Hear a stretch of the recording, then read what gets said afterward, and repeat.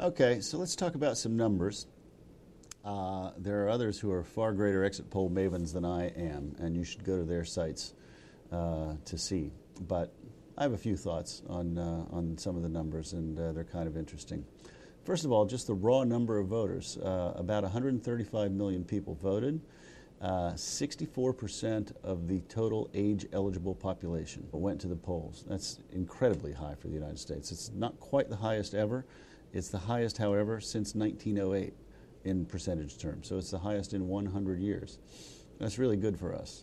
And that's a number, 64%, that it would have been awfully hard for a Democrat to lose, any Democrat to lose an election if 64% of the people who show up. Because it's generally thought, studies generally show, that people who don't vote are disproportionately either poor or minority or immigrant or some combination thereof. Those groups tend to be Democratic more than Republican. So if the number gets bumped up, the percentage gets bumped up, say from 55%, which it was in 2004, to 64%, that extra 9% is likely to come disproportionately from those groups. The vote is sliced and diced a million billion ways, and you can go to CNN's website. Is probably the best place to go and look for the exit polls, national exit polls and state-by-state exit polls. So you can look at all this to your heart's content. But one important thing that stood out to me was independent voters. They backed Obama about 52 to 44%.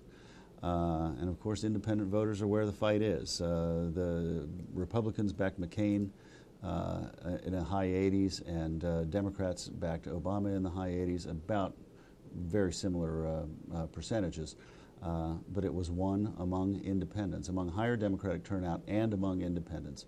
So there's been this age-old debate among Democrats. Do we jack up the turnout among our base, or do we reach out to voters in the middle? Obama happened to do both, and that's probably why he won. One other little interesting tidbit that I tripped across that I think is worth talking about. How many Hillary Clinton voters voted for Obama, and how many voted for McCain? You'll remember that this was a huge issue back in June.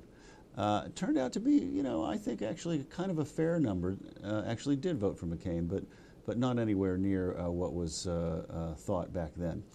Back in June, there were some polls that said up to 40% of Clinton voters were going to vote for John McCain. Yesterday, it actually turned out, according to the national exit poll, that 16% of Hillary Clinton supporters went for McCain and 83% went for Obama. So that's still a considerable number, but it's well down from the 40% or so that people were worried about.